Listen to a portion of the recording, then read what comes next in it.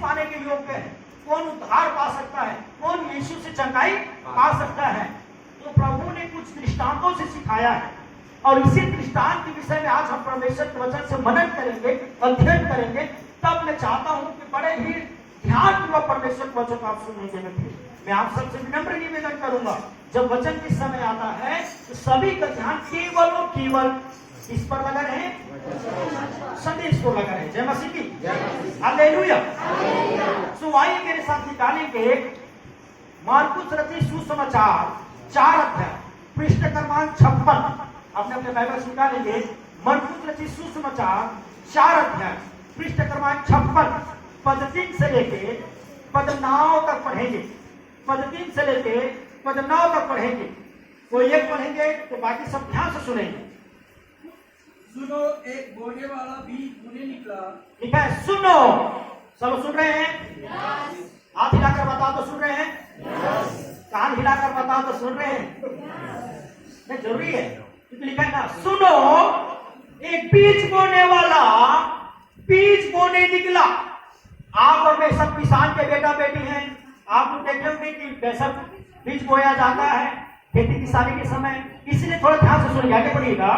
होते समय कुछ मार्ग के किनारे गिरा और पक्षियों ने आकर उसे चुग लिया। जब बीज बोने निकला था तो पहला बीज कहाँ गिर गया? रास्ते में ही मार्ग के किनारे गिरा और उस बीज को चिड़िया उठा कर ले गए। कुछ पथरीली भूमि पर गिरा। फिर दूसरा कुछ पथरीली भूमि पर गिरा जहाँ उसको बहुत मिट्टी न मिली। अब पथरीली भूमि के ऊपर में थोड़ा थोड़ा मिट्टी रहता है, आधा इंच 1 इंच मिट्टी जमा होता है धुलक पर, तो वहां पर बीज गिरा तो थोड़ा से ज्यादा थोड़ा सा पूरी बीज हुआ था। फिर और गहरी मिट्टी न मिलने के कारण बीज को गहरी मिट्टी मिला। किसको मिला?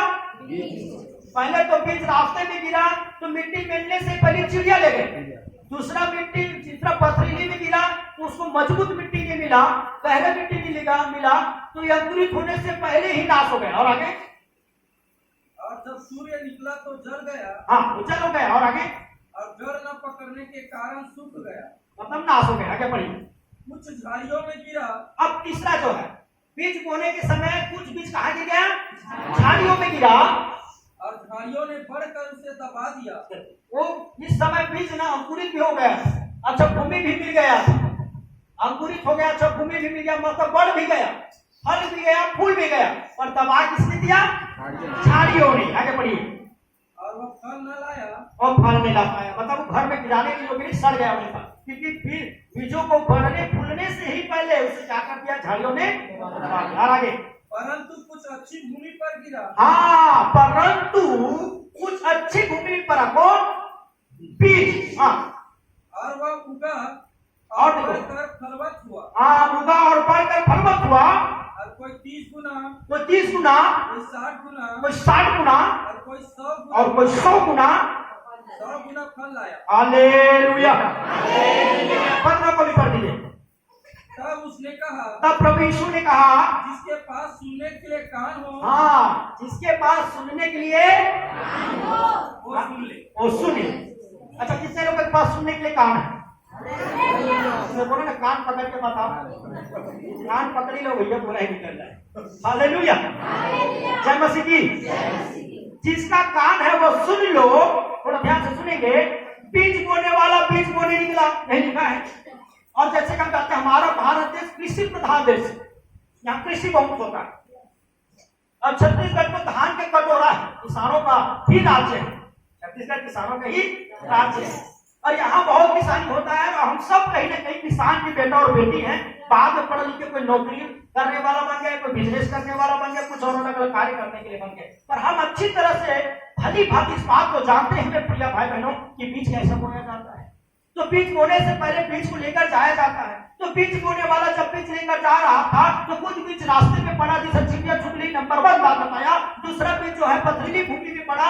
अब पथरीली भूमि में मजबूत मिट्टी, गहरी मिट्टी न मिलने के कारण सूर्य के तेज ने उस अंकुरित होने से पहले बीज को नाश कर दिया। तीसरा बीज झाड़ियों में गिरा। झाड़ियों के अंदर थोड़ा सा भूमि मिला, थोड़ा सा बढ़ा, फला, फूला और मजबूत रीति से पकने के समय आने से पहले ही झाड़ी ने उसे दबा दिया। और कुछ बीज अच्छी भूमि में पड़ा। कुछ बीज कहाँ पड़ा? अच्छी भूमि। तो आज के जब संदेश में प्रचार करूंगा तो आज अपने आप को जांचिएगा, क्योंकि परमेश्वर के राज्य में बोया गया बीज परमेश्वर का वचन है। बोया गया भूमि वचन को सुनने वाले सभी श्रोतागण, मानव जाति और विश्वासी लोग। हालेलुया, जय मसीह की। समझ आ रहा है भाई बहनों? वहां बैठे लोगों को समझ आ रहा है? बहुत बढ़िया। तो आज कौन व्यक्ति परमेश्वर के आशीष की योग्य है? कौन व्यक्ति परमेश्वर के राज्य की बारिश की योग्य है? कौन व्यक्ति को चंगाई मिलेगा? इन्हीं बीज के माध्यम से पता चलेगा। ये बीज बोने वाले के दृष्टांत से पता चलेगा। प्रभु यीशु मसीह के पीछे भारी भीड़ चलते, तो ज्यादा करके लोग प्रचार उन बातों को सुनना पसंद करते हैं जिसमें चंगाई छुटकारा। ज्यादा लोगों को यीशु के पास केवल क्या चाहिए होता था? कोई प्रभु के पास भोजन खाने के लिए आता, क्योंकि प्रभु ने केवल 5000 4000 लोगों को भरपेट रोटी खिलाया है। तो कुछ लोग चंगाई छुटकारा पाने के लिए आते थे, तो कुछ लोगों को चिन्ह चमत्कार देखने के लिए आते थे, तो लोगों को भीड़ में जाने आने से मजा आता था, इसलिए आते थे। पर बहुत कम लोग होते थे जो वचन पर मन लगा, इसलिए बहुत लोग जो आते थे वो भीड़ प्रभु में मसीह में ठीक नहीं पाते थे। अच्छा विश्वासी, मजबूत विश्वासी नहीं बन पाते थे।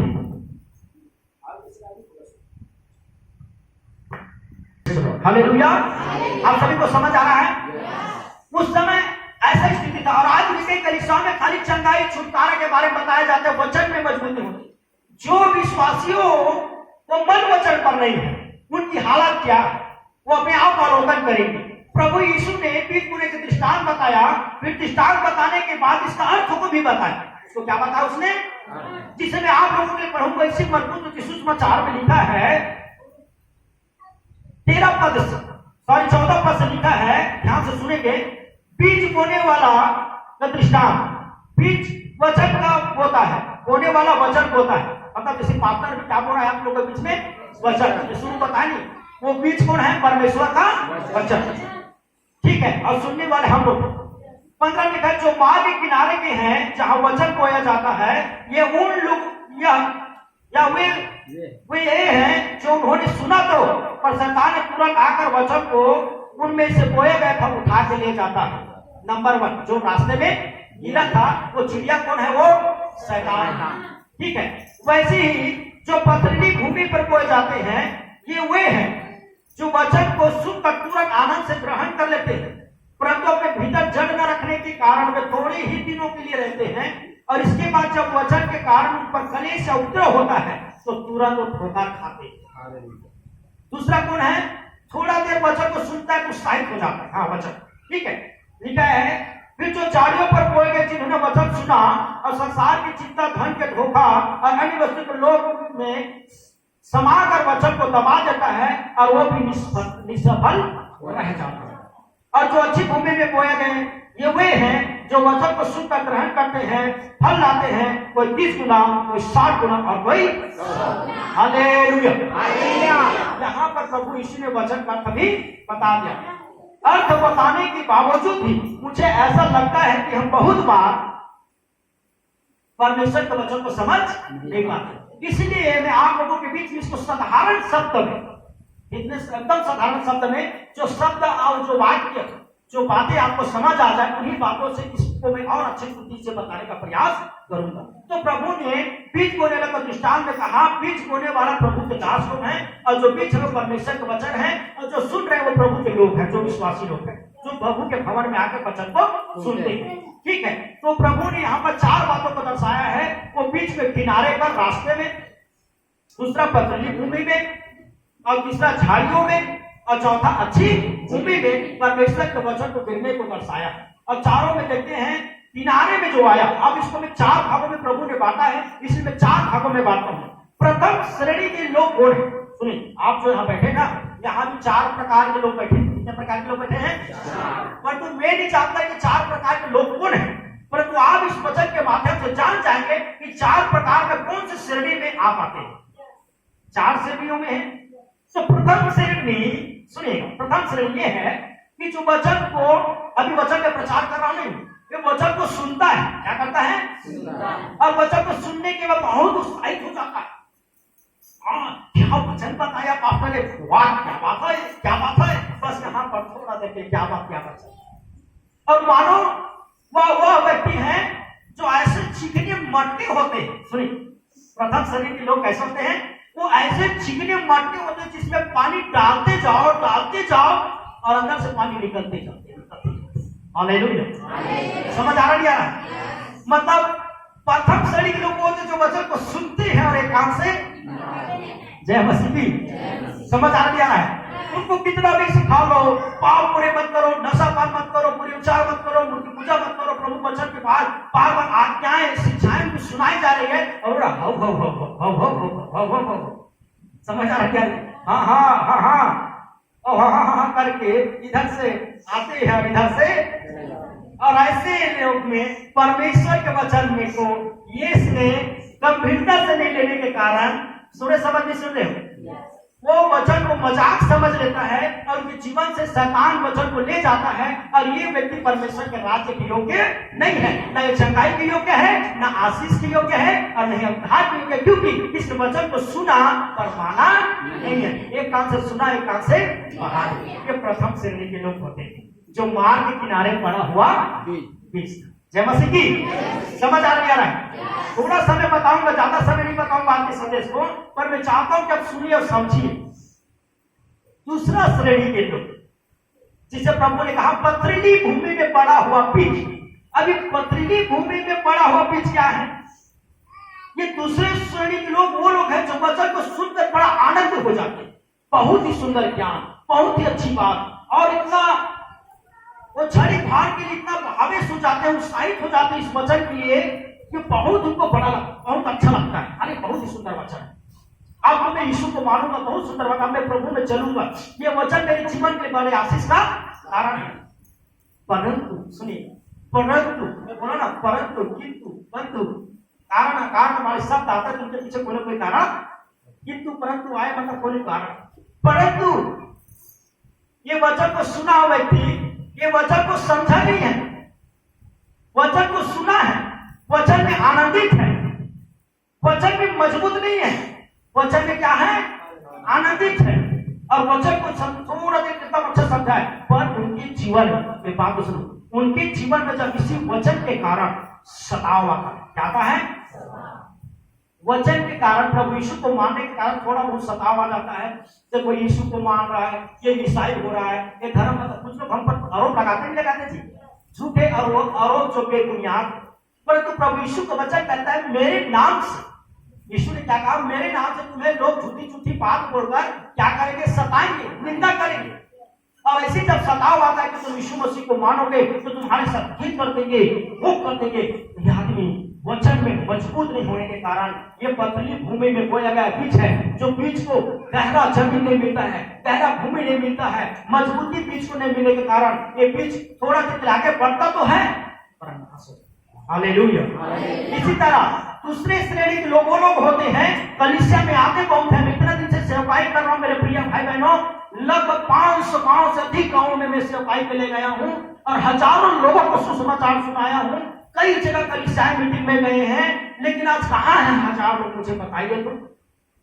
हर रविवार सैकड़ा से थोड़ा सा अधिक लोग ही प्रभु के भवन में आते हैं, और बाकी लोग क्यों नहीं आ पाते? क्योंकि दूसरा, प्रथम और दूसरा श्रेणी के लोग होते हैं। हालेलुया। दूसरा श्रेणी के लोग वचन को सुने हैं, आनंदित तो मगन है, वचन उत्साहित तो है, परंतु थोड़ा से तकलीफ आता है वचन में चलने के लिए। वचन में, परमेश्वर के वचन में चलना क्या है? सत्य के मार्ग में चलना है। ये प्रभु यीशु का भक्ति का मार्ग बड़ा कठिन है। बाइबल बताती है ये चौड़ा नहीं, ये सकरा मार्ग है। क्या मार्ग है? जब यीशु के मार्ग में आप चल रहे हैं तो जितने ज्यादा यीशु के मार्ग में चलोगे उतने ही ज्यादा मार्ग छोटे होते जाएंगे। क्या होते जाएंगे? सकरा मार्ग है। कहते हैं हमारे भारतीय कवि ने बहुत ही सुंदर बात कहा, पेट खजूर के एक उदाहरण देकर, कौन उदाहरण देकर? साधु कहावत कठिन है जैसे पेट खजूर, चढ़े तो मीठे फल मिले, गिरे तो चखना सूर। मतलब सज्जन है। साधु सज्जन, दाढ़ी बनाने वाला साधु नहीं। साधु मतलब सज्जन, पवित्र, धार्मिक है। भक्तिमान धार्मिक व्यक्ति कहलाना क्या है? कठिन है, कठिन है प्रभु के रास्ता। याद रखिएगा, भक्ति के मार्ग कठिन है। जैसे उदाहरण, पेड़ खजूर, सारे फलों में सबसे मीठा फल होता है पेड़ खजूर, बहुत ही लंबा, इसमें चढ़ने के लिए डालियां भी होती है। पेड़ बड़ा ही चिकना होता है। इस पेड़ में चढ़ने के समय बड़ा सावधानी पूर्वक चढ़ना पड़ता है, बहुत सावधानी के साथ चढ़ो। अगर जहां भी लापरवाही किए तो वहां से गिरो तो शिखर पर हाथ क्या हो जाएगा, फूट जाएगा, चकनाचूर, जान भी जा सकता है।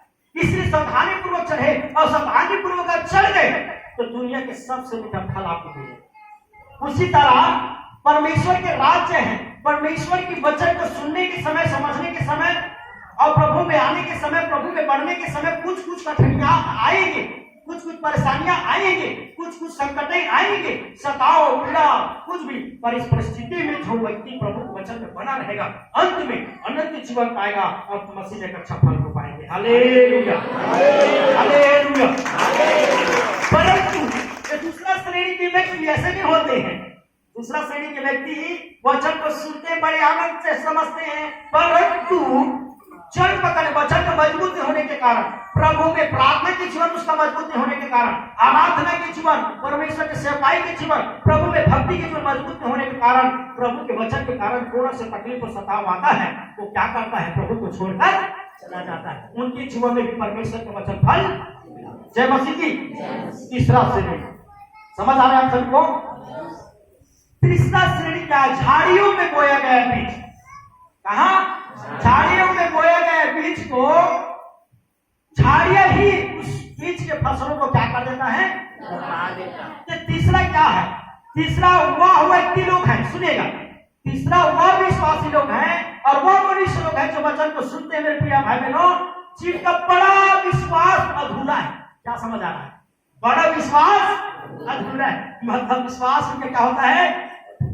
या वो लोग हैं जो ध्यान से वचन को तो सुनते हैं, ध्यान से वचन को तो समझते हैं और ध्यान उस वचन में चलने का भी प्रयास करते हैं, परंतु उनके जीवन में जब ये जीवित परमेश्वर का वचन जैसे ही फल आना आरंभ करते हैं, उनके जीवन में परमेश्वर का वचन जैसे उनके लिए आशीष, उद्धार, अनंत जीवन के वारिस बनाने के लायक बनाने का प्रयास करते हैं, उससे पहले वह व्यक्ति जिसने वचन को सुना, संसार के धन के लालच, इसमें धन के लालच, संसार की चिंता, संसार की बातें, संसार का परंपराएं, संसार की बातों को परमेश्वर के वचन से ज्यादा महत्व देने के कारण, संसार के पद प्रतिष्ठा की लालच, सुनिए मेरी बातों को, संसार के धोखे में ऐसे उलझ जाते हैं, संसार के माया जालों में, परंपराओं में, संस्कारों में ऐसा उलझ जाता है कि वो परमेश्वर की आज्ञा से ज्यादा बढ़कर किसको मानना शुरू कर देते हैं? बोलो ना जी, संसार को, संसार को, संसार के रीति नियमों को।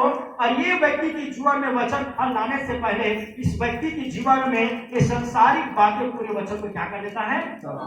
और ये भी व्यक्ति परमेश्वर के राज्य के योग्य नहीं है, क्योंकि इसने परमेश्वर की वचन, परमेश्वर की आज्ञा, परमेश्वर की शिक्षा, परमेश्वर की बातों से ज्यादा इसने संसारिक बातों को, संसारिक रीति रिवाजों को, संसारिक परंपराओं को उसे अधिक महत्व। इसलिए परमेश्वर के राज्य योग्य नहीं है। ये वो व्यक्ति है जिस बीज को झाड़ियों में बोएगा और झाड़ियों ने दबा दी, और वो झाड़ियां संसार के चिंता, पद प्रतिष्ठा, लालच, प्रलोभन, धन के लालच है। आज के भाई और बहन लोग, आज परमेश्वर के विश्राम दिन परमेश्वर से ज्यादा अपने कामों को महत्व देता है, अपने धनों को महत्व देता है, कोई पद प्रतिष्ठा को महत्व देता है, कोई अन्य कार्यों को महत्व देता है, अन्य संसारिक रीति रिवाजों को महत्व देता है, और वो व्यक्ति परमेश्वर की आज्ञाओं को हल्के में, और इसलिए परमेश्वर उसे परमेश्वर के राज्य, परमेश्वर के आशीष के, परमेश्वर के जीवन के राज्य की योग उसे नहीं समझते, वो आयोग में ठहरा। जय मसीह की, जय मसीह की। क्या आप लोग अपने आप को मूल्यांकन कर रहे हैं? कौन से श्रेणी में आएंगे? जय मसीह की। कौन से श्रेणी के हैं जी? नंबर 1, वो मटका जिसे पानी डाला जा रहा है, निकलते जा रहे हैं कान से, सुने कान से बाहर।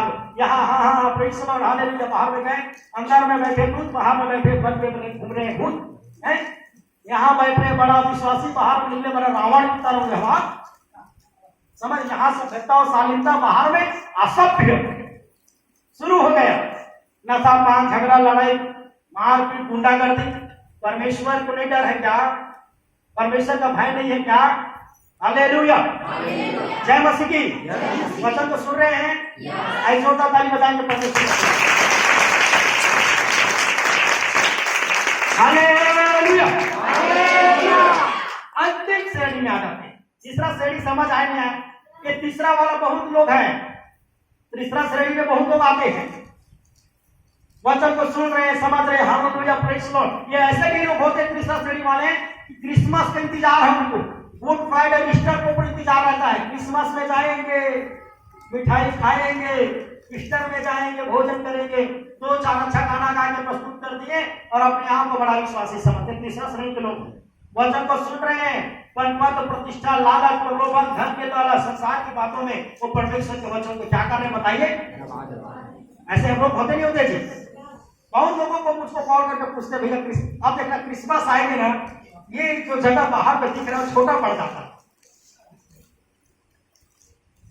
और प्रभु का विश्राम और पवित्र दिन जगह खाली खाली चलता है। तो तीसरे श्रेणी के लोग जो वचन को सुन रहे हैं, समझ रहे हैं, परंतु संसारिक बातों के कारण, संसारिक लालच, प्रलोभन में, संसारिक बातों में फंस जाने के कारण, संसारिक पद प्रतिष्ठा में जाने के कारण ये वचन का पालन नहीं करते और इसलिए उनके जीवन में प्रभु वचन फल ला रहा है और परमेश्वर की नजर में आए लोग। चौथा और अंतिम और महत्वपूर्ण व्यक्ति, हालेलुया, चौथा श्रेणी में वो लोग शामिल हैं जो वचन को सुनते हैं, वचन को समझते हैं और बड़ी गंभीरता पूर्वक, कैसे प्रभु का चौथा जो बीज बोने पड़ा, वह बीज जो उपजाऊ भूमि में पड़ा, वो फल लाया, कोई 30 गुना, कोई 60 गुना, कोई 100 गुना। बोलो ना जी, 100 गुना।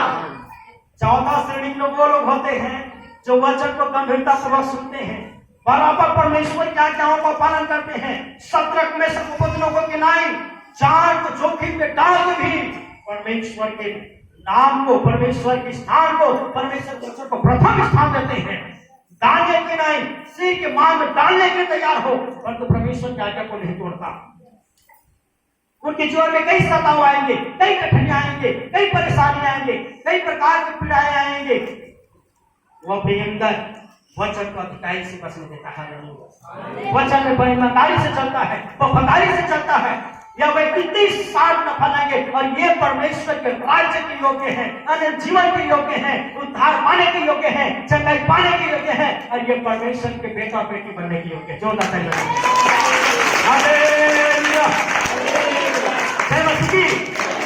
कितने को समझ आ रहा है? तुम पहला वाला थोड़ा मर रहे हो, इधर से फिर उधर से निकले। ऐसे लोग भी कहां से आशीष पाएंगे मेरे प्रिय भाई बहनों? ये वचन को प्रचार करने का मेरा मुख्य उद्देश्य क्या है? मैं चाहता हूं हम सब चौथे श्रेणी में आए। किस श्रेणी में आए? उत्तम लोग बने, वचन को सुनने वाला, वचन को सुनकर चलने वाला, वचन में बनने वाला, वचन के अनुसार जीने वाला, आज्ञा के अनुसार हमारा जीवन बनाने वाला, परमेश्वर के वचन के श्रृंगार में बनने वाला बेटा और बेटी। चाहे कोई मुसीबत आए, संकट आए, फिराएंगे, गुस्साएं आएंगे, पता नहीं कितनी बातें आएगी, लेकिन जो वचन में बना रहेगा परमेश्वर को सदा बचाते रहेगा। हालेलुया। जब उपजाऊ भूमि में पड़ता है, बीज जब पकड़ लिया, आप किसान के बेटा और बेटी है, आप देखते हैं कि बीज अंकुरित हो गया है, अगर बीज में फसल में थोड़ा बहुत बीमारी आएगी, किसान क्या करता है? उनकी रक्षा करता है। क्या करता है? उनकी रक्षा करता है। बीमारियों के लिए क्या करेंगे? दवाई पानी डालेंगे, उनको आगे बढ़ाने के लिए खातू कचरा डालेंगे। 120 दिन तक उनकी रक्षा करता है, 100 और 30 गुना फल लाता है। अगर वचन में मजबूत हो जाएंगे, वचन को चलने के निर्णय लेंगे, आगे कुछ बने रहेंगे। जिसका सदरक में को लोगों ने वचन में मजबूत होकर कहता है, नबूकदनेस्सर राजा हुकूमत में तालीम, एक सोने के मूर्त बनाया, सोने की मूर्ति बनाकर कहता है कि मेरे बनाए गए सोने की मूर्त के सामने पूरे राज्य को दंडवत करके उनकी आराधना करेंगे। सदरक में के 3 विश्वासी थे, 3 जवान थे, तीनों ने उनकी आराधना नहीं किया, उनके बनाए मूर्ति का आराधना नहीं किया।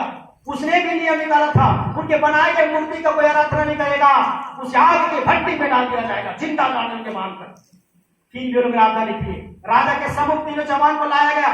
राजा ने कहा, बेटा अभी तू नहीं हुआ था, जोश में होश हो रहा है, अभी भी उसको मैं समय देता हूँ, चिंतन मनन करके मेरी आज्ञा का पालन कर। देख अभी भी मूर्ति खड़ा है, अभी भी बाजा गाजा बजेंगे, तू आराधना कर ले तो छोड़ दूंगा। सतर्क में से तुमने क्या करता है? हे नबूकदनेस्सर राजा, तेरे बना है मूरत के सामने हम झुकने वाले नहीं, हम यहोवा को मानने वाले हैं। तू आग के भट्ठी में डाल दे, परमेश्वर ने बचा सकता है, नहीं भी बचा तो भी हम तेरे बनाए मूर्ति के सामने दरबार। हालेलुया।